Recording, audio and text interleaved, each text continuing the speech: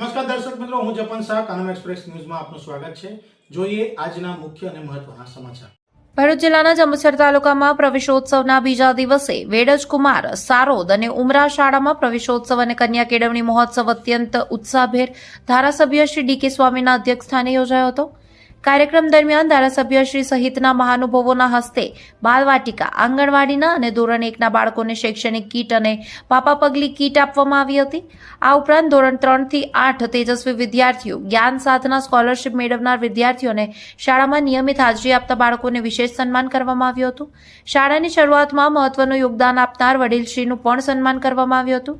આ તકે મહાનુભાવોએ મિશન સ્કૂલ્સ ઓફ એક્સલન્સ અંતર્ગત નવીન લેબ, પ્રજ્ઞા વર્ગ અને સ્માર્ટ ક્લાસનું નિરીક્ષણ કર્યું હતું। સામાજિક વનીકરણ વિભાગના સહયોગથી શાળાના પ્રાંગણમાં મહાનુભાવો દ્વારા વૃક્ષારોપણ કરવામાં આવ્યું હતું અને ઉપસ્થિત સૌ નાગરિકો સાથે મળીને માર્ગ સલામતીના શપથ લીધા હતા।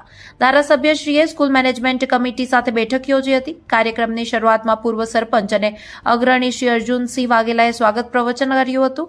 ઇન્ચાર્જ આચાર્ય શ્રી અંકિતભાઈ શાહે શિક્ષણ વિભાગની સ્કોલરશીપ યોજનાઓની માહિતી આપી હતી, જ્યારે શાળાના શિક્ષક શ્રી સિરાજુદ્દીન સૈયદ આભાર વિધિ કરી હતી। આ ઉત્સવમાં સ્કૂલ મેનેજમેન્ટ કમિટી, આચાર્યશ્રી સહિત મોટી સંખ્યામાં વાલીઓ, શિક્ષકો અને ગ્રામજનો ઉત્સાહભેર ઉપસ્થિત રહ્યા હતા।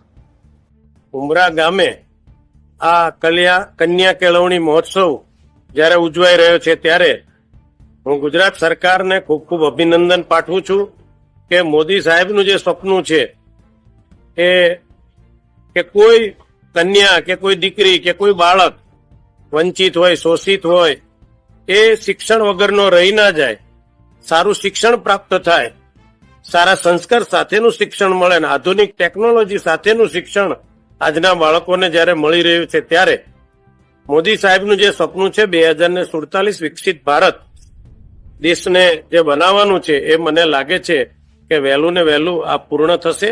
તો આજે જ્યારે ઉમરા ગામે કન્યા કેળવણી ઉત્સવ પ્રસંગે નાના નાના બાળકોને, નાની નાની કન્યાઓને, નાની નાની બાલિકાઓને આજે પ્રવેશ આપી એમના જીવનનું નવું પગલું, નવું શિક્ષણ પ્રત્યે જે એમનું સાહસ છે એ આજે જ્યારે શરૂ થઈ રહ્યું છે ત્યારે હું આજના દિવસે તમામ બાળકોને ખૂબ ખૂબ અભિનંદન, શુભેચ્છા પાઠવું છું।